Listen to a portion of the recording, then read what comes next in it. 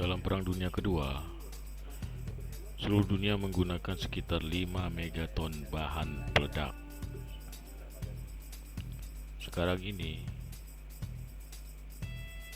ada suatu rudal yang disebut rudal Trident 2 yang mampu membawa 12 hulu ledak nuklir yang setara dengan kekuatan 5 megaton bahan peledak. Satu kapal selam American Ohio Class dapat membawa 24 rudal Trident 2. Oh, bayangin 24. Satu kapal selam dapat membawa daya tembak yang maha dahsyat dan tidak terbayangkan.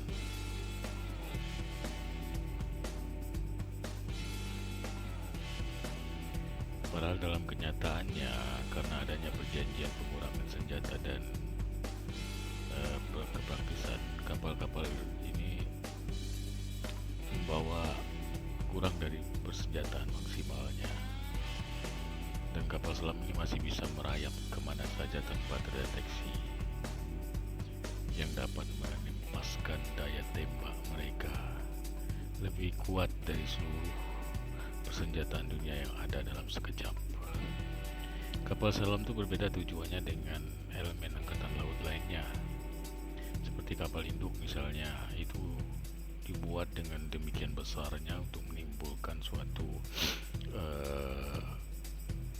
ketakutan, untuk menunjukkan suatu kekuatan suatu bangsa ke dunia, show off, maksudnya supaya terdeteksi. Sedangkan kapal selam ini dimaksudkan untuk tidak terdeteksi, kekuatan yang tidak terlihat dan diam, jadi bisa berada di mana saja dan kapan saja. Jadi kapal selam ini bisa untuk perang psikologis, ya, musuh tidak tahu di mana kapal selam itu berada dan tiba-tiba ada di perairan mereka. Ada beberapa lusinan negara yang mengoperasikan kapal selam yang paling kuat, yang terbesar, yang mampu menembakkan rudal balistik dengan hulu ledak nuklir. Hanya 6 negara yang dapat dipastikan memiliki kapal selam berhulu ledak nuklir ini, yaitu Amerika Serikat, Inggris, Perancis, India, Rusia, dan China. Selain itu, para analis juga telah menemukan beberapa bukti bahwa negara Korea Utara dan Israel juga mempunyai kapal selam berhulu ledak nuklir ini. Saat ini ada 2 jenis kapal selam militer dengan 2 perbedaan misi. Yang pertama adalah kapal selam serang. Ini jenisnya lebih umum dan umumnya lebih kecil, dan dalam pertempuran ini berfungsi untuk menyerang target jarak dekat lainnya, seperti kapal yang menggunakan torpedo, rudal jarak dekat, dan lain sebagainya, seperti Virginia Class Attack Submarine dengan panjang sekitar 115 meter. Jenis kapal selam lain yang lebih besar adalah kapal selam rudal Ohio Class Ballistic Missile Submarine dengan panjang 170 meter. Ini untuk meluncurkan senjata nuklir. Jadi idenya sebagai platform dari serangan nuklir, karena itu dapat membalas serangan nuklir dari negara lainnya. Kapal selam rudal balistik sangat penting untuk suatu penghancuran.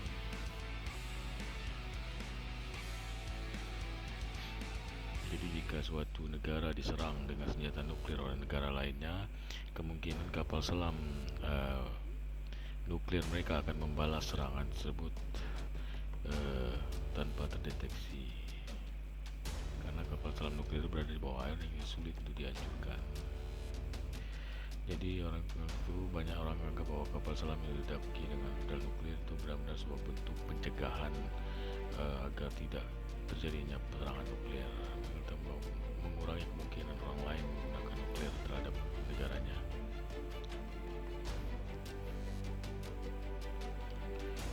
Kapal selam ini bisa bertahan ketika suatu negara atau suatu pulau itu diserang dengan serangan nuklir yang tidak sehingga tidak dapat bertahan. Jadi butuh otoritas yang independen untuk memberikan keputusan kepada operator kapal selam nuklir itu. Seperti dari Inggris, kapal selam Baltic Inggris ini harus melakukan sesuatu jika Inggris dihancurkan oleh serangan nuklir.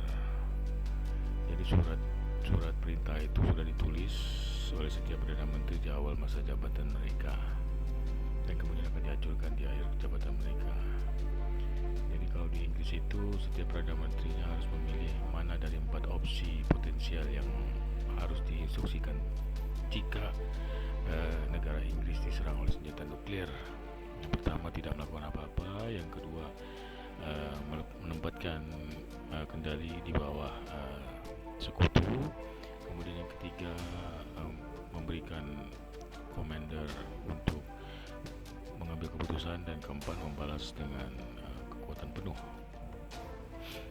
Tentu saja yang membuat kapal selam siluman itu adalah bagian air. Kapal selam kelas Ohio Amerika secara publik diketahui mampu terus dalam 800 feet atau 250 meter di bawah permukaan laut. Pada kenyataannya diyakini bahwa kapal selam tersebut bisa menyelam lebih jauh lagi. Tapi pada saat mereka muncul di permukaan, maka sifat kesilumanan mereka akan hilang karena akan deteksi oleh satelit yang canggih pada masa sekarang ini. Oleh karena itu, kapal selam itu diusahakan untuk tetap berada di bawah permukaan air agar tidak terdeteksi oleh musuh.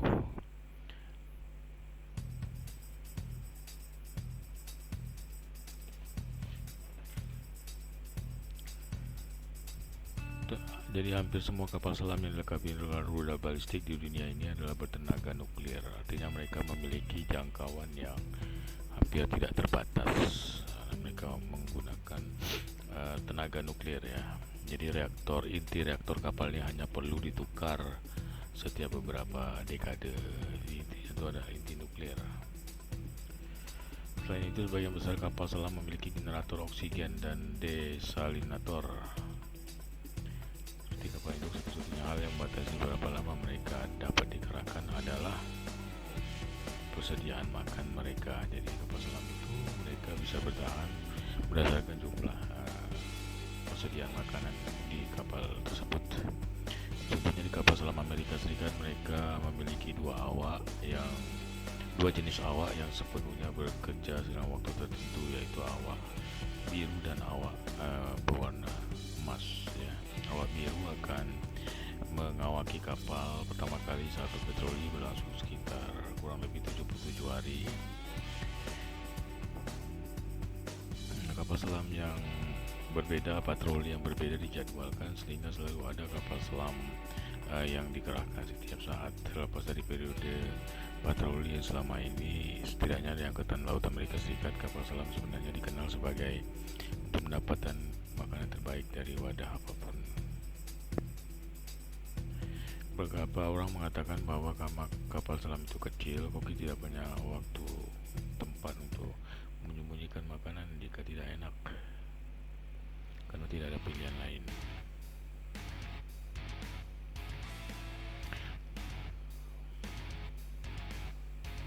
Makanan penting untuk para utama, mengingat tugas kapal selam adalah salah satu tugas angkatan laut yang paling sulit.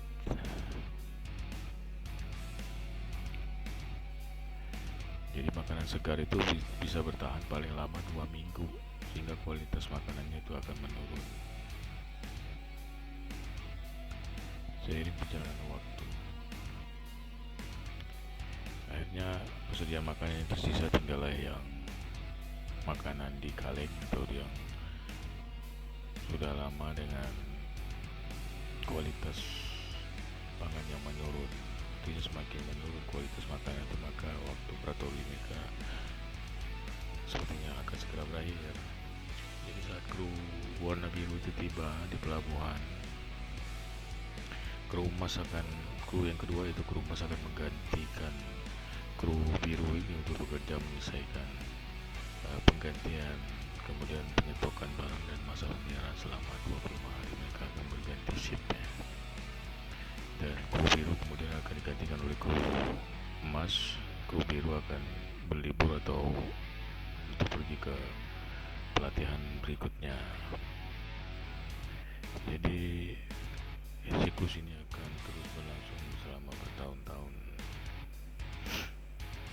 Kapal selam ini akan menjalani pekerjaan mereka.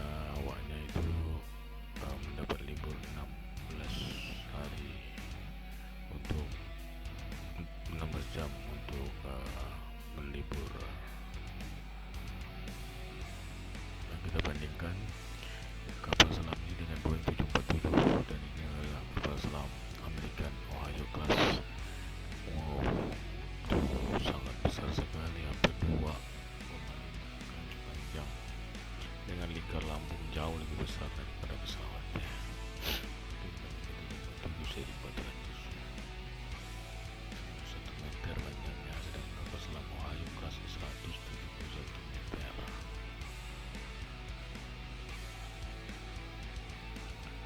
Sedangkan kapal selam Typhoon Rusia sedikit lebih panjang, 175 meter. Jadi dalamnya ada fasilitas sauna dan kolam kecil. Sedangkan di kapal selam Amerika dan sebagian besar kapal selam lainnya itu fasilitasnya kurang lebih sama. Jadi penting bahwa kapal selam ini hal yang harus dilakukan di waktu luang, karena mereka akan berada di dalam air untuk jangka waktu yang lama, 3 bulan tanpa sinar matahari di dalam tabung logam dengan tidak banyak ruangan yang tersedia.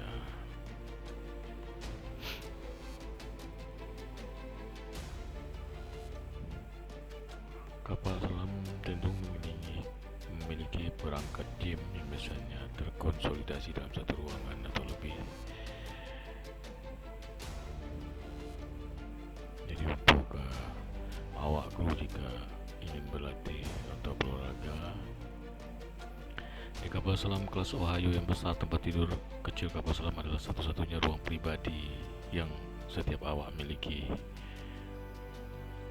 Sedangkan pada kapal selam lebih kecil seperti kelas Virginia Amerika, jumlah pelaut melebihi jumlah tempat tidur susun. Mereka sebagian besar pelaut junior harus berbagi tempat tidur susun, sementara yang lain mengerjakan hal yang lainnya menggunakan tempat tidur tersebut bergantian. Jadi tidak ada ruang pribadi sebenarnya. Dibandingkan dengan kapal angkatan laut permukaan yang memiliki telepon, dapat mengirim email, menggunakan internet, berkomunikasi dengan luar. Sedangkan pada kapal selam hal itu sangat terbatas untuk dilakukan. Jadi satu kapal selam yang harus diberikan satu alamat email yang dapat dikirimi pesan dari luar oleh keluarga, kru atau awak kapal selam tersebut. Bagaimana kapal selam dapat berkomunikasi itu sangat rumit, dan karena mereka berada di bawah laut itu selama berhari-hari. Ya, jadi hampir semua gelombang radio tidak dapat melakukan perjalanan melalui asin. Jadi mereka sulit untuk menerima message. Jadi gelombang radio berfrekuensi sangat rendah memang menembus air sampai batas tertentu. Itulah mengapa radio very low frequency merupakan inti dari sistem komunikasi kapal selam atau radio VLF. Angkatan laut yang memiliki pemancar VLF yang besar misalnya adalah Amerika Serikat, memiliki pemancar di Maine, Washington, Hawaii. Dari tempat lain, India punya satu di pantai selatannya, dan Australia juga punya satu di barat. Sinyal very low frequency atau VLF ini mampu menembus laut dan ditangkap oleh kapal selam sedalam mungkin. Sebagai jaraknya 60 kaki atau 20 meter, namun ada satu kelemahan utama dari VLF adalah bandwidth-nya itu sangat rendah.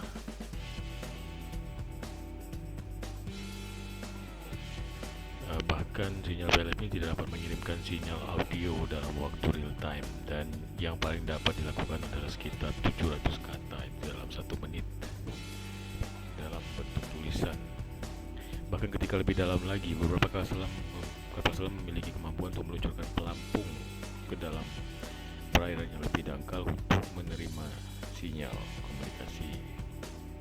Kapal selam juga biasanya tidak dapat merespon dengan frekuensi VLF karena memang tidak ada pemancar yang cukup besar, sehingga harus dinaikkan ke kedalaman yang dangkal agar dapat meluncurkan antena yang dapat menangkap sinyal VLF tertentu. Pada kedalaman inilah kapal selam modern memiliki transmisi cepat dengan satelit untuk mendownload dan mengupload informasi. Ada beberapa teknik lain yang jarang digunakan, yaitu beberapa teknik baru yang sedang dikembangkan dan beberapa sistem kepisah yang dirancang untuk digunakan saat sistem utama dikompromikan. Radio LF membentuk sebagian besar komunikasi dengan sebagian besar kapal selam. Tapi fakta bahwa kapal selam menghabiskan waktu mereka di bawah air itu secara diam-diam juga harus dipertimbangkan, menggunakan elemen yang kompleks yaitu navigasi. Baik GPS dan radar tidak berfungsi di bawah air karena mereka menggunakan gelombang frekuensi yang lebih tinggi dan tidak dapat menembus kedalaman air. Apa yang berfungsi di bawah air adalah sonar, di mana kapal selam pada dasarnya menghasilkan suara dan kemudian dapat mendengarkan suara tersebut kapan dan bagaimana suara kembali atau memantul ke kapal selam itu untuk memetakan keadaan di sekelilingnya. Jadi dengan sonar inilah memudahkan orang lain untuk melacak kapal selam tersebut. Oleh karena itu saat beroperasi dalam keadaan stealth atau siluman, kapal selam tidak dapat menggunakan sonar aktif. Sebaliknya mereka akan menggunakan sistem navigasi inersia, yaitu pada dasarnya sistem accelerometer dan giroskop yang mengambil akurasi terakhir yang sudah diketahui posisi GPS kapal selam dan kemudian melacak pergerakan kapal selam relatif terhadap posisi terakhir. Nah, ini menggunakan ini untuk memperkirakan posisi kapal selam saat itu. Tapi seiring berjalannya waktu dan pembacaan terakhir dari kapal selam tersebut, maka akurasi sistem ini akan sangat kurang ya. 24 jam setelah pembacaan posisi terakhir, jaraknya sekitar antara 1,15 mile atau 1,85 km.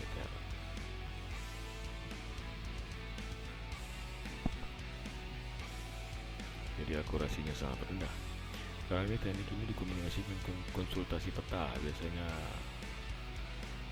dapat digunakan karena sebagian besar saat lautan ini adalah ruangan terbuka yang besar dan luas, dan terdapat beberapa benda-benda yang mengambang di atasnya.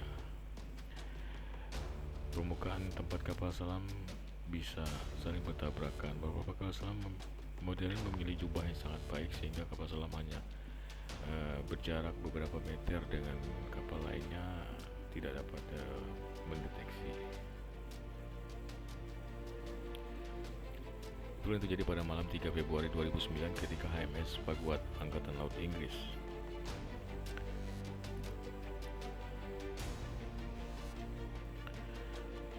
dengan kapal selamnya merasakan benturan sangat keras saat berlayar di Samudra Atlantik Timur.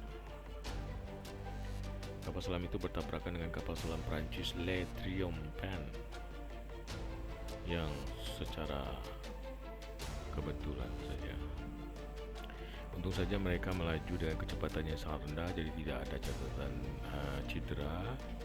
Namun mengingat keduanya kapal selam tersebut dilengkapi dengan hulu ledak nuklir, maka potensial kemungkinan yang terjadi yang mengerikan itu bisa saja terjadi dan tabrakan ini bisa sangat mematikan ya. Jadi kapal selam itu sangat berbahaya bahkan di saat damai sekalipun. Mereka dirancang untuk stealth atau siluman. Jadi setelah Jika terjadi kesalahan, mereka akan menghilang, jadi sulit untuk dicari ya jika terjadi kesalahan. Jadi banyak negara yang mengoperasikan yang mempunyai kapal selam juga mengoperasikan kapal selam penyelamat, itu untuk menyelamatkan kapal selam yang terdampar atau turun di dalam laut yang terjadi kerusakan sehingga dapat ditarik ke permukaan. Tapi ini tidak benar-benar memiliki banyak fungsi ya. Karena terkadang kalau kapal selam itu tenggelam, sistemnya yang gagal dan tidak ada yang bisa mencapai mereka sebelum oksigen mereka habis. Saat ini kapal selam menjadi lebih baik dalam menutupi keberadaan mereka dengan teknologi pelacakan kapal selam yang lebih maju itu. Jadi dari pembakaran bahwa saat ini tidak ada yang bisa bersembunyi di dalam lautan di kedalaman berapapun saat ini. Jadi kapal selam adalah aspek penting dari angkatan laut modern dimanapun berada. Saat ini seperti halnya di Perang Dunia Kedua, bahkan kapal selam tradisional tanpa rudal balistik sekalipun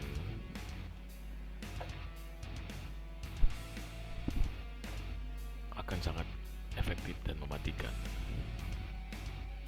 Salah satu cara terbaik untuk melacak kapal selam adalah juga dengan menggunakan kapal selam lainnya yang dilengkapi dengan sonar.